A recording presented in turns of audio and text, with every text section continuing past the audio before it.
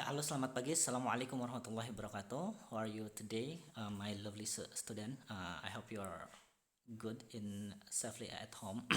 Ya, baik. Sebelum kita mulai, saya harap kalian dalam keadaan sehat dan baik-baik saja di rumah. Insya Allah pada hari ini kita akan belajar bahasa Inggris, namun bukan bahasa Inggris yang biasa. Di sini kita belajar tentang lebih ke vocabulary ya. Ya, next kita langsung saja lihat. Nah, jadi sebelum saya masuk ke materi, saya jelaskan dulu mengenai buku yang akan kita pelajari atau mungkin mata pelajarannya ya. Seperti yang di judul bukunya disebutkan vocabulary ya. Maka di pelajaran ini kalian akan fokus terlebih dalam masalah vocabulary. Apa itu vocabulary? Vocabulary itu kurang lebih bahasa Indonesianya itu kosakata. Nah, jadi di buku ini kalian nanti akan belajar banyak sekali kosakata sehingga insya Allah kedepannya itu kalian akan uh, rich in vocabulary atau kaya akan kosakata ya. Kenapa itu kita fokus di sini dalam kosakata? Karena seperti yang sebelumnya saya pernah sebutkan kepada kalian, kunci untuk belajar bahasa itu mudah ya. Pertama dan yang paling utama itu yang penting kalian tahu banyak kosakata ya. Dengan banyak kosakata sehingga kalian walaupun mungkin nanti kalian agak bingung dalam menerjemahkan kalimat, tapi kalian mungkin bisa mepet-mepet lah. Walaupun tidak benar 100% artinya, tapi seenggaknya kalian bisa menerka, oh ini kira-kira seperti ini gitu. Oh, ini artinya mungkin seperti ini kira-kira. Ya, asal kalian tahu kosakatanya. Ya. Beda dengan orang yang dia benar-benar tidak tahu kosakata. Kalau misalkan dia itu tidak paham terhadap kosakata, pasti benar-benar blank dan tidak bisa gitu. Paling hitung kancing aja gimana atau nunggu ilham ya, bagaimana cara mengartikan satu kata. Makanya di sini kita belajar buku yang khusus mengenai kosakata ya. X. Nah, sebelum kita masuk ke buku, kalau kalian lihat di PDF yang saya berikan kepada kalian, terutama di halaman 1 sampai halaman 4 ya, atau semualah yang saya sekarang berikan kepada kalian. Nah, di situ itu mainly it's about how to use the book effectively ya. Jadi pokoknya itu lebih ke bagaimana sih menggunakan buku ini secara efektif ya. Nah, di sini ya. Jadi dengan buku ini itu kalian sebenarnya bisa juga belajar secara sendiri atau otodidak ya. Di situ dijelaskan bagaimana caranya. Nah, di sini mungkin kalau misalkan bagian dari kalian yang benar-benar blank akan bahasa Inggris atau misalkan kalian bingung nerjemahinnya, maka di sini saya jelaskan sedikit bagaimana cara menggunakan buku ini secara efektifnya. Pertama, have a routine, weekly or daily, to study new unit or revise previously learned unit ya. Nah, pertama itu kalian harus punya satu rutinitas.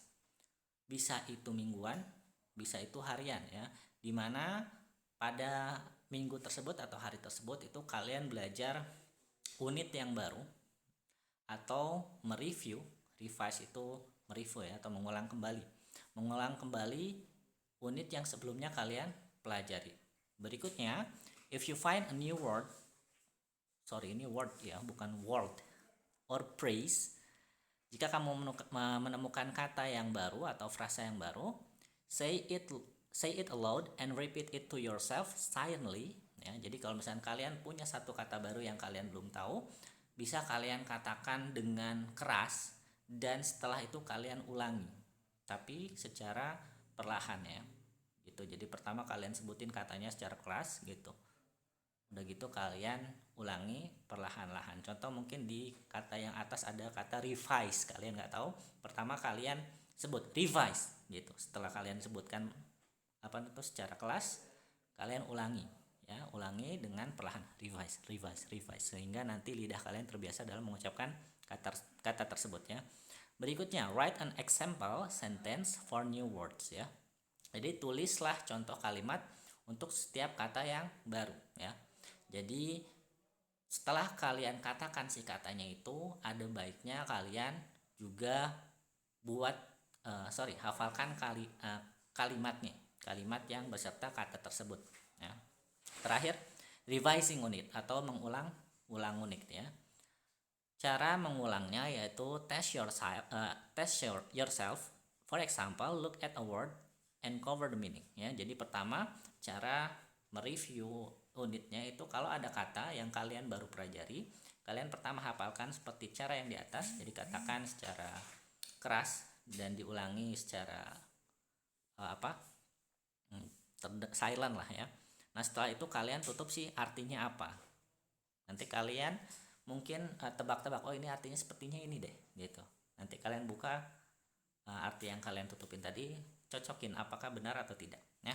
Nah berikutnya adding new information to words that you have written before ya. Jadi berikutnya itu menambahkan informasi tambahan untuk kata yang sebelumnya kalian tulis. Sebenarnya ini bukan cuma untuk menggunakan buku ini aja ya. Kalau kalian contoh mungkin menghafal Quran bisa juga, saya nggak tahu sih, cuman mungkin bisa juga, atau kalian belajar bahasa atau mungkin belajar pelajaran lain pun sepertinya sama ya. Jadi sepertinya teknik-teknik yang ada di buku ini sebenarnya bukan buat cuman buku ini, tapi juga bisa dipakai di hal-hal yang lain. Next. Nah berikutnya tips for your notebook ya.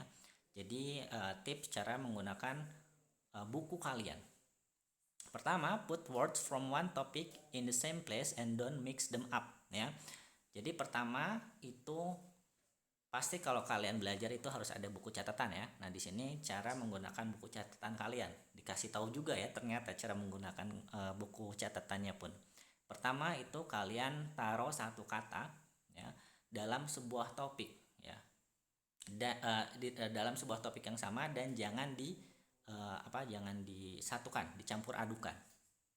Nah di sini maksudnya apa? Maksudnya contoh kalian punya kata butterfly atau elephant ya. Butterfly dan elephant atau dan tiger gitu ya. Itu tiga-tiganya itu animals atau hewan. Nah kalian ini gabungkan bersama. Jangan kalian gabungkan sama misalkan book atau car ya. Jadi kalian pisahkan kata-katanya itu berdasarkan topik yang memang kalian telah persiapkan sebelumnya. Berikutnya, you can also have grammar topic. For example, uncountable noun ya. Kalian juga bisa, kalau ini mungkin agak advance-nya dikit ya, agak elit dikit lah. Jadi kalian selain bisa memisahkan kata itu dalam satu topik, kalian juga bisa masukin ke grammar topik ya. Di sini contohnya itu uncountable noun itu kata benda yang tidak bisa dihitung gitu ya. Jadi kalau misalkan kalian selain bisa memisahkannya per topik, misalkan kayak hewan, terus baju, atau misalkan hobi, kalian juga bisa gabungin per gramatiknya gimana gitu ya. Atau misalkan bisa juga kata kerja aktif, kata kerja pasif, intransitif atau intransitif, kalian juga bisa menggabungkannya seperti itu ya. Berikutnya, if you can find a topic for a new word or phrase, for example useful or in particular, but put them in a different place in your notebook. Jadi kalau kalian nemuin kata, contohnya di sini ada useful, berguna, atau in particular atau khususnya. Kalau misalnya kalian ada dua kata nih, kalian sebelumnya misalnya per topiknya, misalkan hewan, benda, hobi, ternyata dua ini nggak masuk gitu ya, ini beda sendiri gitu. Nah kalian bisa masukkan ke salah satu mungkin topik baru yang kalian ini khusus gitu atau catatan. Nah di situ kalian masukin kata-kata yang memang kalian tidak masuk ke topik-topik yang kalian sebelumnya buat ya. Berikutnya, if possible add synonym, opposite, other parts of speech, etc. ya. Jadi kalau misalkan memungkinkan, kalian juga bisa menambahkan sinonim, antonim, dan hal-hal yang lain dalam bahasa ya. Gitu. Kalau misalkan memang anaknya rajin banget, bisa dibuat seperti itu ya.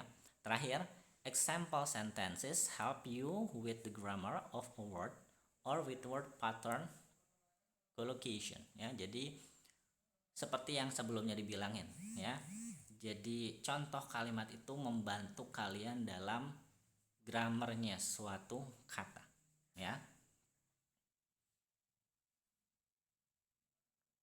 Ya, next. Nah, di sini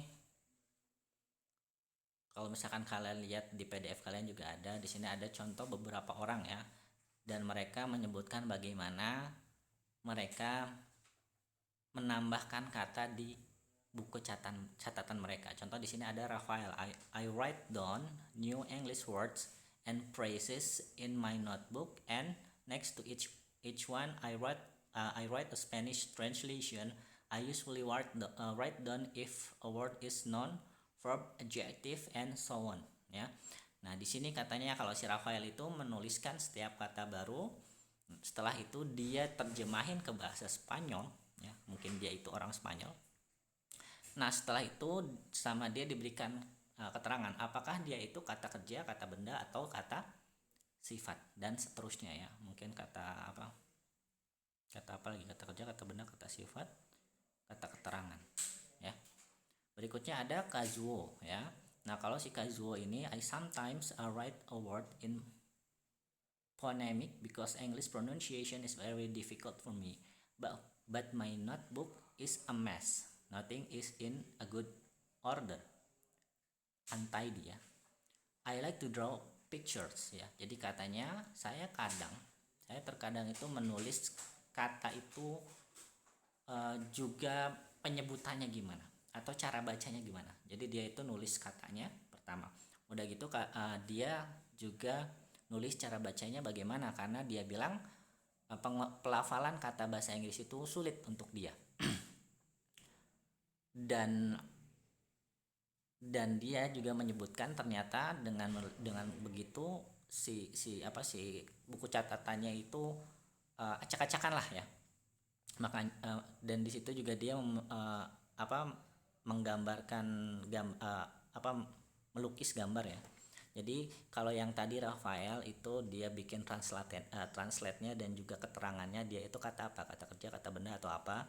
Nah, kalau si Kazuo ini ternyata dia menuliskannya lebih ke bagaimana cara bacanya dan juga digambarin. Contoh mungkin ada elephant, gajah ya. Dia gambarin tuh gajah di pinggirnya gitu. Berikutnya ada Eun ya. Kalau Eun, I sometimes make a note of a new words in my notebook, but I often forget, I don't remember. I usually write a translation and sometimes I write example sentence as well. Ya. Nah, ini kurang lebih Eun hampir sama kayak Rafael ya. Hanya saja mungkin kalau Rafael lebih rajin dikit dia nulis ininya. Nulis katanya itu sebagai apa ya, tadi disebutin kata kerja atau apa. Nah, kalau si Eon ini dia nggak nulis itunya ya, tapi dia nulis contoh kalimatnya seperti apa ya. Berikutnya masuk ke Andre ya. I've got a notebook. I don't use it much, but when I do, I try and list word by topic. So I put all the animals together and all the clothes words together and so on. I find it's easier to remember the word this way ya. Nah, kalau ini seperti yang tadi disarankan dalam buku ya. Jadi kalau si Andre dia itu menuliskannya per topik, misalkan hewan sama hewan, terus misalkan baju sama sama baju, kata-kata yang mengenai pakaian sama pakaian, dan menurut dia itu mudah untuk dia ya.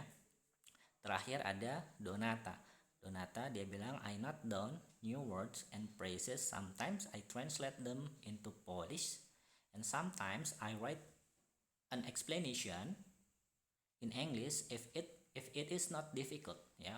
For example, little kitten, a very young cat. Nah, ini ada upgrade lagi ya si Donata ini. Jadi dia katanya nulisin si kata baru atau frase barunya. Terus juga dia kadang itu menuliskan translatannya di bahasa Polandia. Polish itu bahasa Polandia ya. Dan kadang-kadang katanya dia juga nulis penjelasannya juga dalam bahasa Inggris lagi ya. Jadi dia Kalau misalkan katanya sulit, dia tulis terjemahannya dalam bahasa Polandia. Cuman kalau misalkan terjemahannya dia bisa bikin gampang, dia tulis di bahasa Inggris ya. Contoh di sini ada kitten ya. Kitten itu anak kucing ya.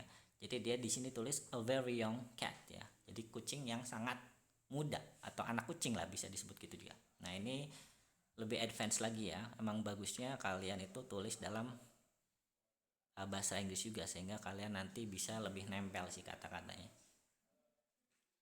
Iya, mungkin cukup sekian saja untuk pertemuan kali ini. Jadi yang kita bahas sekarang itu kurang lebih bagaimana cara kalian menggunakan buku vocab ini ya sehingga hasilnya bisa maksimal. Kedepannya mungkin kita bahas langsung spesifik ke macam-macam unit yang ada di buku ya.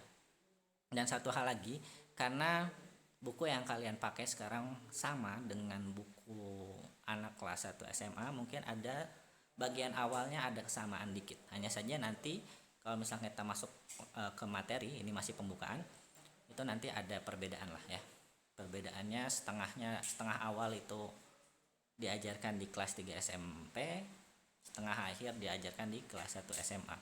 Ya, mungkin cukup sekian, kurang lebihnya saya mohon maaf. Jika ada pertanyaan silahkan hubungi langsung WhatsApp pribadi saya.